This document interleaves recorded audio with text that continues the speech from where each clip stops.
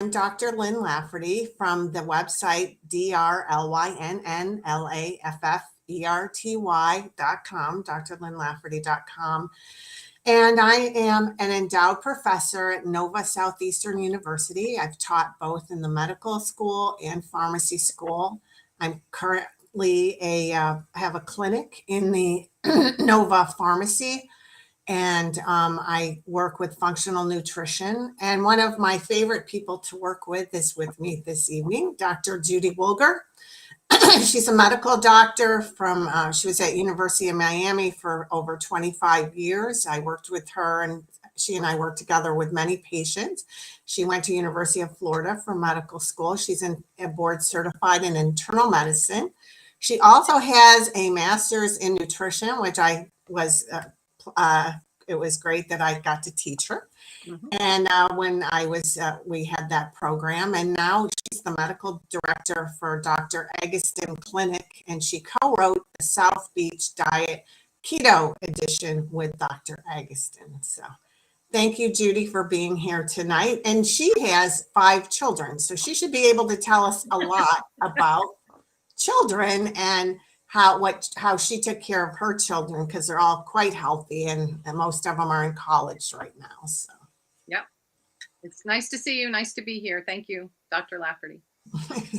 So tell us about how you breastfeed your children, and for how long? And I know you were a busy mom because you were a doctor full time when you had your children. Yeah. No, I did breastfeed all of them. At least for 3 months for each of them, some up to 6 to 9 months. My last one, I thought, oh, good, I'm not having another baby. I'll breastfeed this one for a year. And at 3 months, she turned her head away from me and didn't want to come near me after that. So that was the end of that. But now it's really interesting because there's this baby formula shortage, but you've done some research, and we were talking about this earlier about what's in baby formula, some of the ingredients that you and I aren't really too thrilled about. So you want to talk about some of the things that you found? Well, yeah, it was sort of interesting. Although I have 5 kids, I'm not an expert on baby formula per se. So when you said you were doing this, but you do have a master's in nutrition. I do, but I just don't. I'm not a pediatrician. It's not something that I just deal with every day. So I did look it up, and so I pulled up Enfamil. I pulled up Similac, some of the ones I used, and one of the first things I noticed was the first ingredient for one of the products was corn syrup, fructose corn syrup. I mean, that's just astounding to me. Which, by the way, in studies show that it causes type 2 diabetes in children. Well, sure. I mean, that's what we're telling people to stay away from but when I used formula, I never looked at a label. I doubt it had it, because high fructose corn syrup came in the 80s. Or maybe 90s. I'm looking now at another one. The first ingredient is corn syrup solids, 39%. Well, and another thing I find so fascinating, they're out there telling people not to use milk, but what are the ingredients in the formula? Well, the second ingredient is milk protein isolate. So it's made with milk. In Enfamil, the first ingredient is non-fat milk. So many of them are milk-based. Now, if kids have allergies, obviously there are certain formulas you can buy that don't contain cow's milk, but interesting. One of the other things I find very fascinating about that is the fact that probably the 3 top things that people are allergic to are milk and soy and corn. And a lot of times, most allergies come from the protein in it. So they're giving you the isolate of the protein.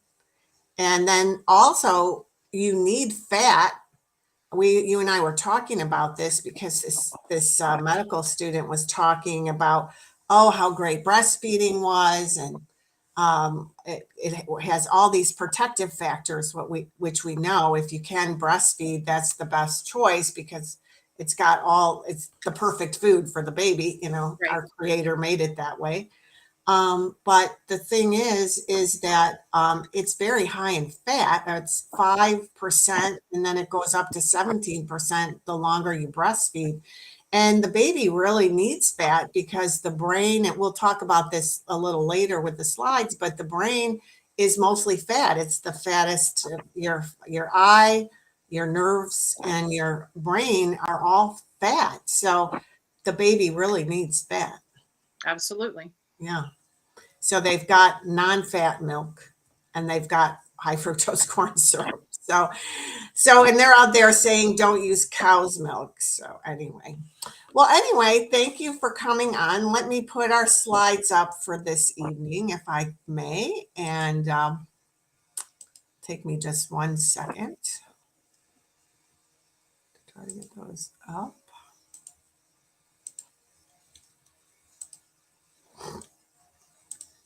We'll start our slideshow. So this is about life cycle nutrition. So go ahead, Judy, and this is just a picture of our human life cycle. So, well, I think most of us can imagine that physical growth velocity is highest during infancy. We see a tiny newborn coming in at 5 or 6 pounds, and by 4 to 6 months, they have at least doubled their weight if their nutrition is good and if they're healthy. And then babies typically have tripled their weight and increased their length by 50% by the time they're 1 year old. The growth rate in childhood then slows down and comes in spurts. I know watching my own kids, you see a change in appetite and you say, oh boy, they're getting thin. And then suddenly they get real tall. They grow 2, 3, 4 inches and then maybe fill out a little bit more and then another growth spurt. So that as they move through childhood, it does come in bits and spurts a little bit differently than in the infancy stage. Puberty, girls now are going through puberty around the age of 10 to 13, and boys a little bit later, maybe age 12 to 15. In less than 20 years, as we move from baby to young adult, we'll use over 14 million calories, 430 pounds of protein, and lots of calcium. During the infancy stage, everything that a mother eats is transferred to the fetus and then the newborn as we're breastfeeding children. And we know that many diseases that we had previously not seen in childhood, things like obesity, metabolic syndrome, and type 2 diabetes, are occurring in younger and younger people. We know that kids' physical activity is down as they're more addicted to screens or indoor activities, and they're less likely to select fruits and vegetables, probably picking processed carbohydrates instead. And this is one thing I really want to talk about because I'm also on the advisory board for the Hypoglycemic Foundation, and now they're finding babies and really young children with hypoglycemia. And they're giving, again, the corn syrup, which they really need is something like whey protein. Instead, they need a protein to help stabilize their blood sugar. And then we were talking, I graduated from school in 1982. And at that time, I only had 2 women in their 70s that had type 2 diabetes. And I grew up in New York in the snow, and yes, you gained 5, maybe even 10 pounds in the winter time because you didn't go out much and you didn't play much, but you ran it off in the summer. But no one, there might be some chubby kids, but nobody was obese. So we're just seeing all this, and I think it has a lot to do with these food additives that we're talking about. That's definitely true. In our office, we do an insulin challenge test where we give a glucola drink and then check the insulin levels. And we're finding that people are getting insulin resistance even when they're in their 20s, even if they don't look overweight, just because their body's fighting so hard against all the processed carbohydrates they're taking in. I think that, and plus the trans fat corrupts bad fats or fats that the body isn't supposed to have so much trans fat, which they've put in all the foods now.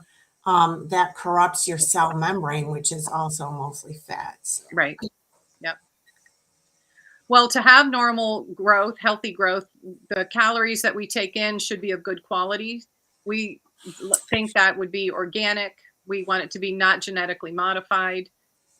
We want it to be with no trans fats, trying to stay away from the artificial sweeteners and artificial colors.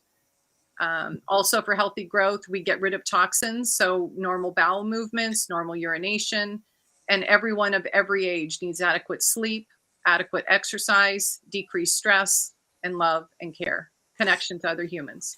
And one thing I wanted to talk about with the stress, I'll have someone like yourself and they'll say, I don't know why my one child, all my other children are really healthy, but there's one child that has more medical issues, maybe not serious ones, but more medical issues. And I always find that the mother was very stressed. Like I remember a lawyer telling me, oh, I had the biggest case I'd ever had, and it was so stressful, or doctors saying, yeah, I was really under a lot of stress at that time. So if you're a mother or about to be a mother, the less stress you can possibly have is the best for the child. So I just wanted to bring that into. Absolutely true.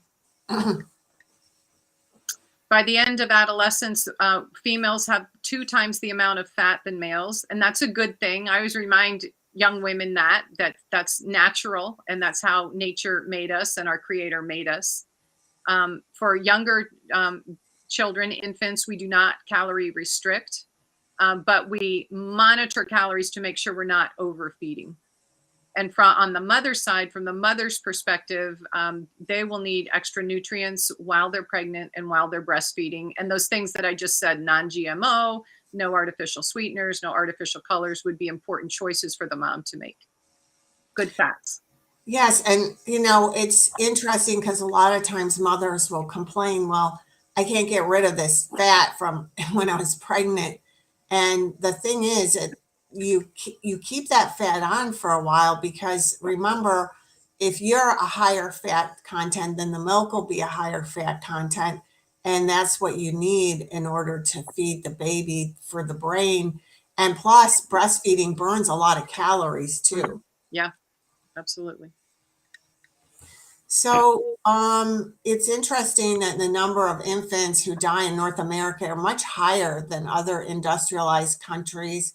And we have 5.6 out of 1,000, where it's only 1.7 in Singapore, and also Iceland, Japan, Finland. They all have lower rates. I don't really know why this is, I don't know why these slides are changing by themselves anyway. And women's health is important to getting pregnant. So you have to remember that fat makes hormones. I remember I had one woman who came to see me as a patient, and because she hadn't had her period, she was a tennis player. She was like one of the top tennis players, and she hadn't had her period. And I saw her, she started filling out and getting fatter. She was very thin. And I told her, I said, you can get pregnant. She goes, oh, I haven't had my period. I said, I'm telling you, you could still get pregnant. And she did. So that was interesting. So you need to have good fat, because all your hormones start with fat, and you have to have a regular cycle. You have to have sperm health, and you need to be able to have good nutrients in your diet to feed the fetus while it's in the womb, and also exercise. So those are the important things for women to getting pregnant.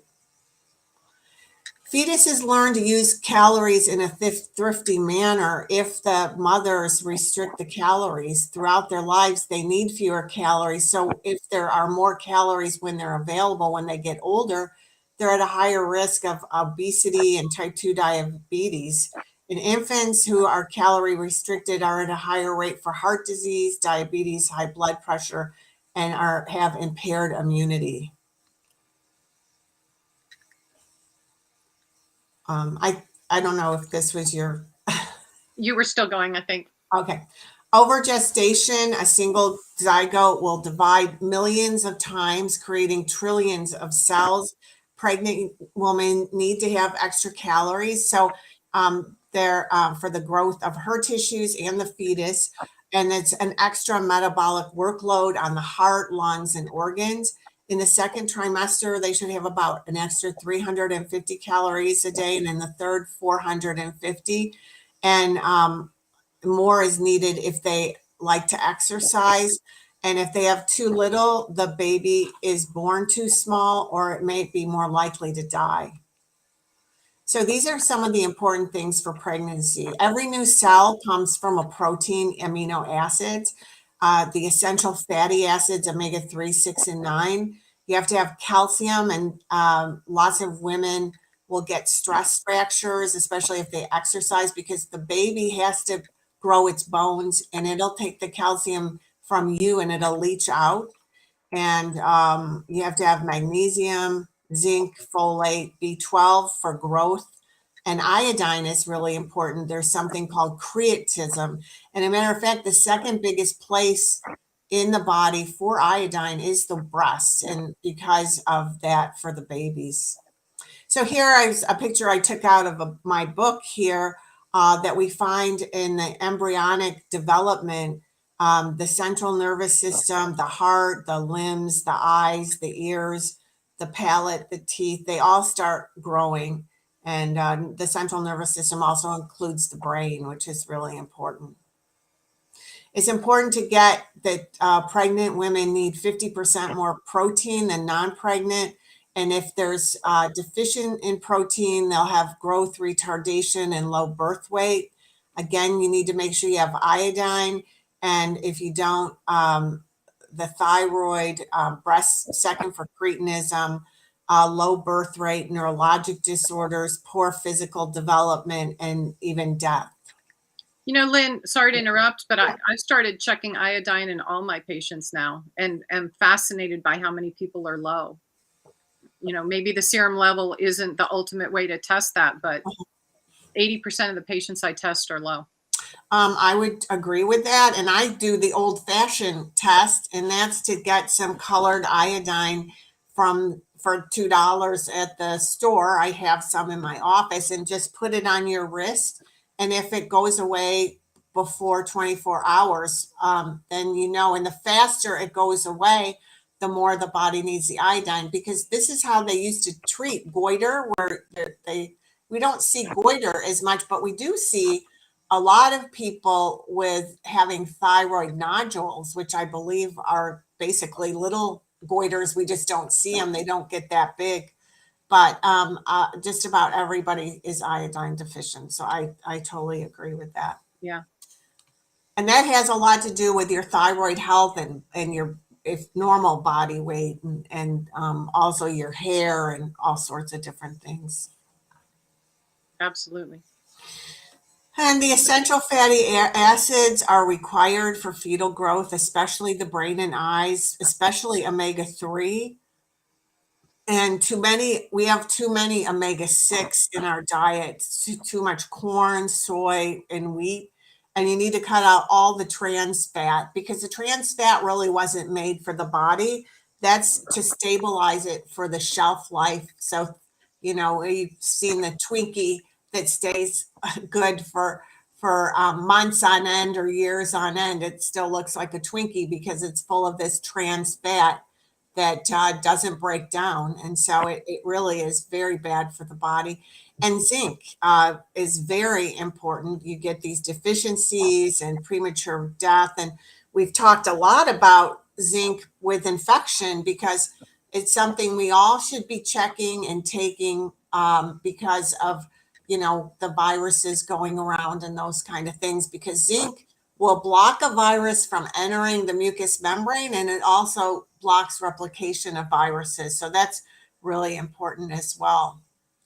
So you need to have folate, and a folate deficiency is low birth rate in the spina bifida, where the spine doesn't develop properly, or neural tube defects.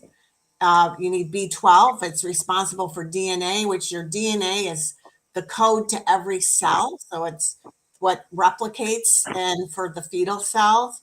And in a deficiency, again, a low birth rate, growth retardation, and many complications, especially achlorohydria. And this is very important if you're a vegan or a vegetarian diet, because you don't get B12 in that diet. So it's very important. And you need, if you're a vegan or a vegetarian, I highly recommend getting the test. It's called MTFR to see if you're a methylator or not, because it seems to show that if you don't methylate and you take folic acid, it really can do some harm. So, or I give animal tissue, and what they find with the animal tissue is that the animal makes the methylated B12 that you need.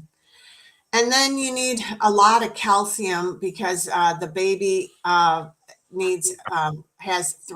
30,000 milligrams of calcium, and it's increased the absorption, and it can lead to early osteoporosis and stress fractures. And then vitamin D also helps the bone and teeth, and also your immune system. Another big thing that we told our patients during the virus: phosphorus, magnesium, and fluoride. But you get fluoride. I don't believe in extra fluoride. You get that from food. So, once the baby is born, when we're talking about how to feed the baby, lactation will have the strongest will be strongest in the first hour after birth, and then the baby can feed every 2 to 3 hours after that. Oxytocin is a chemical that's released from the pituitary and causes the breast muscle to release the milk, causing a letdown. And that initial milk is full of colostrum, which is the portion that's richer in proteins, minerals, and vitamin A, helps with the antibodies and immune system. Also has some of the lactobacillus, which protects the baby from GI infections and provides good microbiome, microflora in the baby's bowel. Later, more mature milk provides 20 calories per ounce and gives all of the nutrients except vitamin D and iron. So those need to be separate. And as we mentioned earlier, fat content increases as people are breastfeeding longer over time, which is important for brain development. Breastfeeding is good for the baby because it promotes the maturation of the immune system and helps the GI tract get a more robust microflora. Adults who were breastfed as infants have a lower risk of diabetes, lower risk of obesity, leukemia, GI disorders, asthma, misaligned teeth, even ear and respiratory infections. So it's very important to breastfeed when possible. Ingredients of milk from the mother's diet get transferred to the baby. So it's the way the baby gets protein, carbohydrates, and fats. And we already mentioned how important calcium is in that. And women can lose a significant amount of calcium from their bones when they're breastfeeding. So it may be a time to consider supplementation or look at the diet and make sure there's enough in the foods they're choosing. They may want to also supplement some of the other micronutrients like magnesium, folate, zinc. The World Health Organization recommends breastfeeding for up to 6 months if possible, because it influences the physical and mental health of the mother and the baby. Breast milk is best for infants because of its nutritional value. It's anti-infective and anti-allergenic. So infants, calories for infants and toddlers are 2 to 4 times greater per pound than adults. So infants need 40 calories per pound per day, 32 calories per pound per day at age 5, and 15 thereafter in adolescence. Carbs and proteins. This is important when you're figuring the carbs and proteins have 4 calories per gram, where fat has 9 calories per gram. So there's 30 grams in an ounce of food that you have. So 4 times 30, if it was all carbs and proteins, would be like 120 calories so per ounce. So that you can figure those things out. Fat is important and high until age 1, where it decreases until age 7, and then it raises until after menses in girls to 22%. Organs grow during the time. Babies that are fat should not have calorie restrictions. It's really important. Give baby milk or formula until 4 to 6 months, where the GI tract until it's matured. Lactose is the major carbohydrate, which increases with food introduction. So your brain is responsible for your intelligence, your senses, memory, body movement, actions, behaviors. It's really your body's computer, and it's the command center of the body with the pituitary gland. And it's also the fattest organ. And then the myelin sheath is also very fat around the nerve cells. And your eye is extremely fat. And also the membrane that's around every cell, most cells in the body, except blood cells, are also full of fat. So 22 days after conception, the neural plate begins to fold inward, forming the neural tube, which eventually becomes the brain and spinal cord. Mother's health and adequate nutrition is needed, and copper, vitamin A, and folic acid are needed for those things. 7 weeks after conception, cell division begins within the neural tube, creating nerve cells and glial cells. Neurons grow axons and dendrites, and then synapses, which are cell signals. And these neurodevelopmental processes begin during gestation and continue throughout infancy. And again, it's very important. I know we keep talking about this again and again because it's so important until age 5 for brain development to have those essential fatty acids, especially the omega-3. We get a lot of omega-6 in the diet, and especially DHA. So there's so many studies, like 5,000 studies in the medical library talking about DHA and concentration and cognition, IQ, the mother's DHA level, and the IQ of the baby. So this DHA is extremely important. And this is a picture from an electron microscope on the right of the myelin sheath. It's the insulating layer. And again, it's very high in lipids. And then there's something called brain plasticity, which refers to the brain's malleability, which defines as easily influenced or trained or controlled. The fetus begins to make connections in the brain that work and eliminate those that don't. The whole nervous system can change its activity in response to intrinsic or extrinsic stimuli by reorganizing its structures, functions, and cognition. So this is just saying that, especially as a baby, they have a very, and even the fetus, they can get rid of, they call it pruning of these neurons if they don't work properly. Myelination of the brainstem occurs from 26 weeks of gestation until 1 year after birth. Fatty acids, again, like DHA, are necessary for this myelination. So one of the things that malnutrition affects the development in several different ways. For instance, experience expectant means the brain expects for the optic nerve to connect to the brain. So if it doesn't, that's a big problem. And then experience dependent is something like nutrient deficiency and stimulation from the environment on the brain may operate in several ways, having different types of effect. And undernutrition affects growth, physical activity, and motor development. And caregivers may treat children that are too small for their age, not age appropriate, and not give them the stimulation. And undernourished children may be frequently ill. They're fussy, irritable, withdrawn, leading caregivers to treat them more negatively than they would a happy, healthy child too. So it's all a lot of bad experiences. And again, associations between diet and intelligence. They looked at this in a study at ages 3, 5, and 7. Over half studied were too small. And what was interesting, and this is a trans fat that we're talking about, margarine daily was associated with a much lower IQ in children if they ate margarine compared to butter. And those that ate fish, which is very high in omega-3s, had a much higher IQ at age 7. And whole grains in cereals and breads were also associated with the IQ because they do also, like wheat germ and things like that, are very high in good fats as well. So the whole grain things, that means you don't want the white. That one still surprises me a little bit, Lynn, that with the whole grains, because I mean, I guess it's compared to white breads.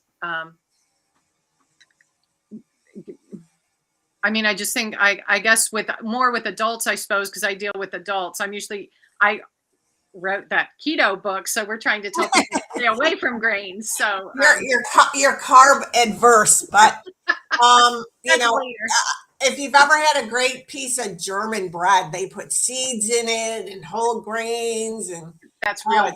Really delicious. Okay. And, unfortunately, you know what we've done in this country, we have something called wolf wheat, which is it's very high in gluten and like 4 times higher. So I always tell people if they do want their fix of pasta once in a while to go and get it from Italy, because they still make the really good grains. Would you like to take this? Sure. When we talk about proteins, we're looking at the macronutrients. Proteins are made up of a series of amino acids. So the amino acids are the building blocks. Infants need 0.7 grams per pound per day. And you can read there as they age the different levels that they need. We don't want to go too far above that because amino acids contain nitrogen, and extra nitrogen can be a problem for the kidney to process. But if you go below that, a protein deficiency could lead to increased infections or illnesses, stunted growth, or even death. So protein's important in the diet. Fats, we've talked about. Total fat for an infant should be almost 50% of their calorie intake, 40 to 55% of the calorie intake, especially DHA. Remember, there's DHA and EPA. DHA is important for brain and eye development. EPA tends to be important for adults because it's anti-inflammatory when we think of things like joint pain or arthritis. Children, though, you can gradually decrease the amount of fat intake to 35% when they move past the infancy stage. And then the third macronutrient would be carbohydrates. Starch increases as babies start to incorporate solids, and their diet should be with complex carbohydrates. So it's the whole grains, that rich kind of bread that you were talking about, not white Wonder bread that's devoid of a lot of nutrients, but the whole grains, lots of fresh vegetables and fruit and fiber. Yeah, and fiber, if they aren't having bowel movement, that is also very much connected to behavior, and which is also the ability to concentrate and to learn too. So it's very important for them to be able to move. So now we're going to come to a homemade baby formula recipe. So first of all, we want to look at what the composition of fat is in mother's milk. So it's 5 to 17%, or 3.2 to 3.6 grams per liter. And protein, it's 0.9%. So basically 1% is protein, and basically 5%. It's more like 5% for most breast milk. It depends on how long that you feed the baby. So the 17, you fed it for a very long time, like a year or more, but 5%, and then 1% of protein, and then carbohydrate is 7%, because you do need that as lactose. You need that sugar energy for your cells, and then 0.2% minerals. And these are the different types of acid. The linolenic acid is the omega-3s, the linoleic acid, the arachidonic acid, the EPA and DHA, 1% DHA. So I think that that's important. So this is what I recommend, and all this will be posted up on my website tomorrow morning. To take 2 cups of whole milk, I should have put whole milk in there. I really don't think it's a good idea because whole milk is only like 3% fat and the mother's milk is 5% fat. So you want to use the whole milk or goat milk.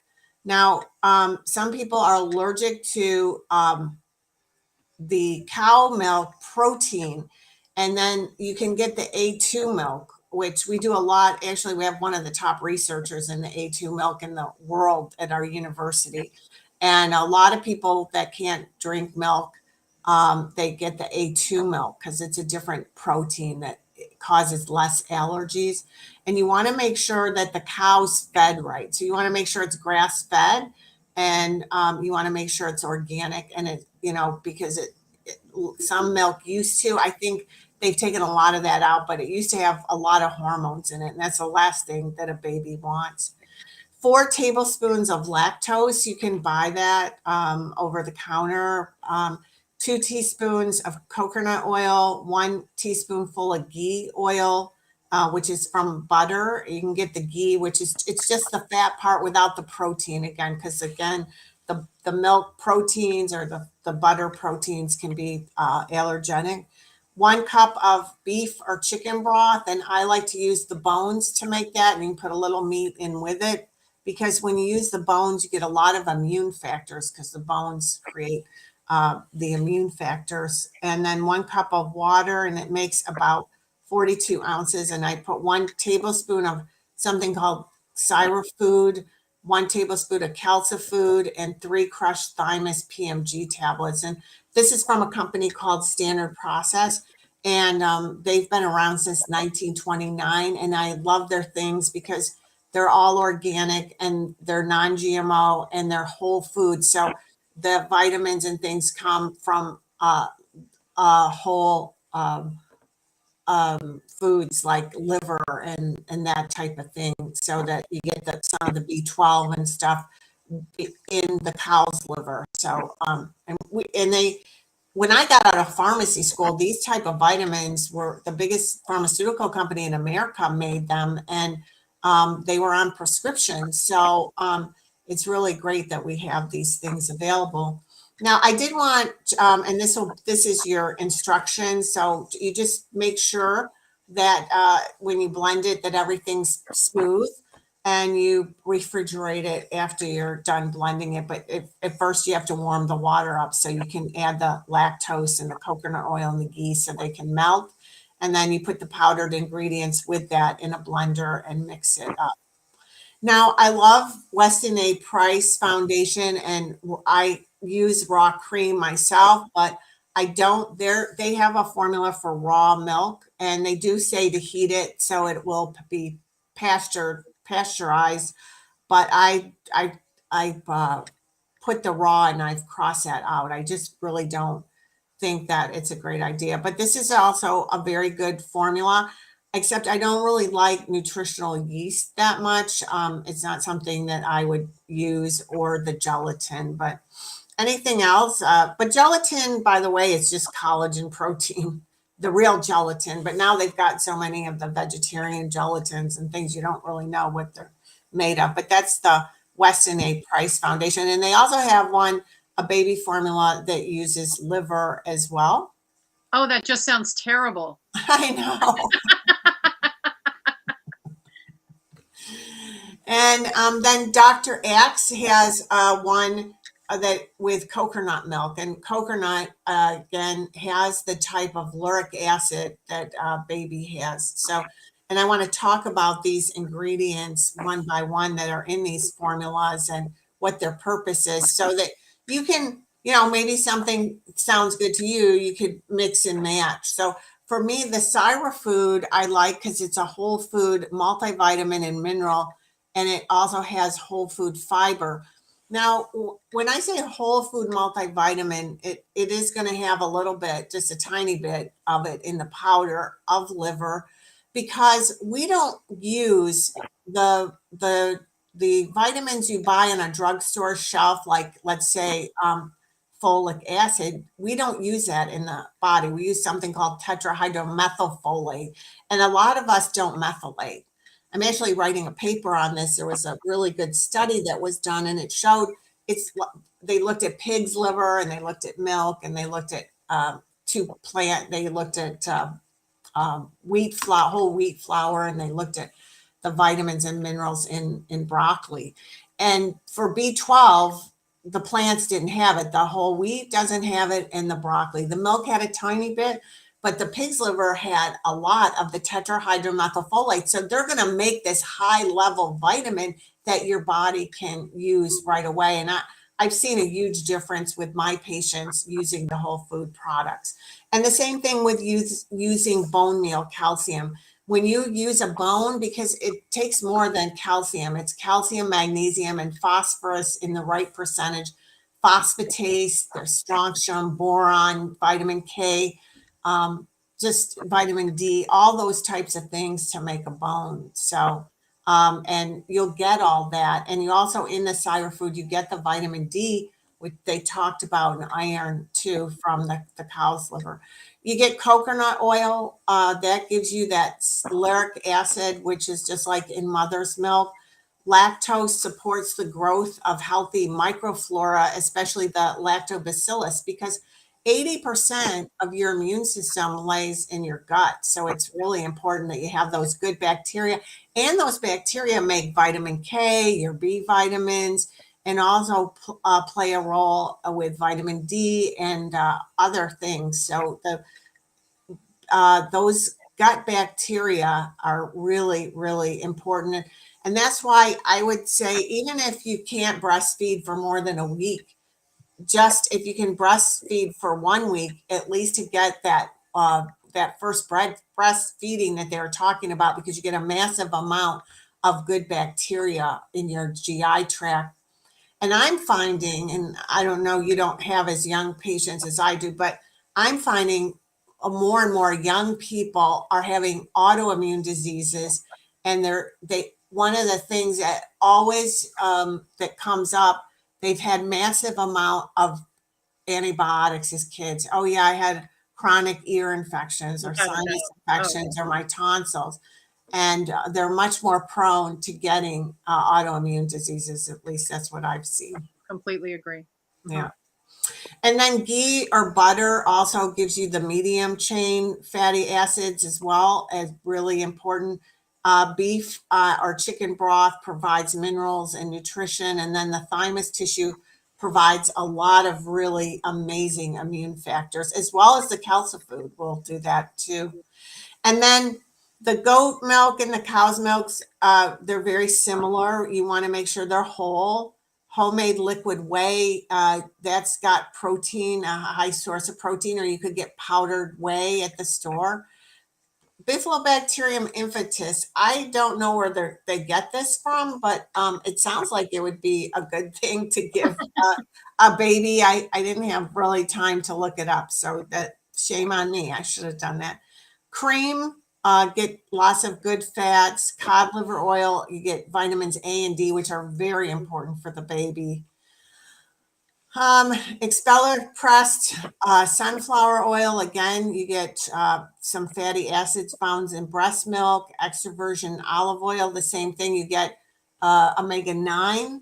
So I probably would recommend people putting a little bit of the extra virgin olive oil to maybe a teaspoonful in the formula.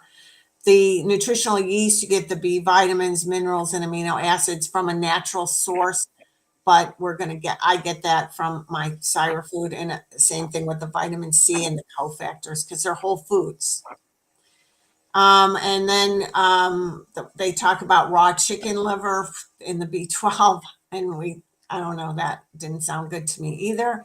And blackstrap molasses, which is so high in iron, and adding a little bit of that for iron is probably a good idea, because blackstrap molasses is the most potent. It's what comes off sugar cane and makes that awful white sugar. That's why you should use turbinado sugar, because it's got some of those vitamins and stuff, so that the sugar can get into the cell with the minerals that it needs to get into your cells, instead of hanging out in the blood and causing diabetes. And then also just that Head Start also has a multivitamin powder, We've talked also Nordic Naturals has a DHA infant, which sounded very good. We've got Flora Start Kids probiotic, which provide probiotics present in breast milk and promote gut health. So all of those things are very good. And then they looked at the different nutrients that were in cow's milk and the different formulas, and then the breast milk. So this is how you can contact us. You can contact me at Dr. Lynn at drlynnlafferty.com. My website, Judy and I did an amazing training during the past couple of years about what we use during that time with viral infections. And if you need an appointment or you want a product or you want to talk to me, it's possible by calling the Nova Southeastern Pharmacy. That's where my clinic is. And this is the phone number that you can reach me at there, or you can make an appointment there. And then Judy is judywoolgermd.com. You can reach her through her website. And if you want also to order directly the standard process, you go to standardprocess.com and you enter where it says a new patient. And then this is the code you have to put in when you sign up, and you can order those 3 items that we talked about. They also, and I'll be posting this, I think I forgot to put the slide in, my student did make it for me, but all the products also for if you don't want to take the standard vitamins, but the whole food vitamins from Standard Process, if you are pregnant or prenatally are wanting to get pregnant to get yourself in good health. So I highly also recommend those things. So let me get off from here a second so we can talk and see if we have any questions tonight. We answered them all.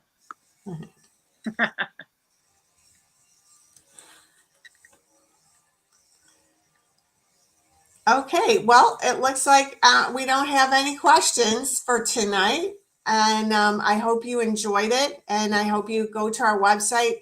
Again, I've done a lot of, there's recipes on my website, cooking instruction things. There's a tour of my 1-acre farm here in Fort Lauderdale, Florida. There's free things. And then also I have a 10-week class called Becoming Your Own Health Investigator, after teaching at a medical school. And excuse me, Dr. Woolger, but I find that the lay public understands really better how to keep the body healthy when you give them some good information than your doctor. We need to be empowered to take care of our own health. So I'm a fan. Yes. Yeah. Not everybody is fortunate enough to have you as a doctor like I am. So thank you. All right. Well, everyone have a good night, and we enjoyed seeing you, and I hope you enjoyed our presentation. Good night.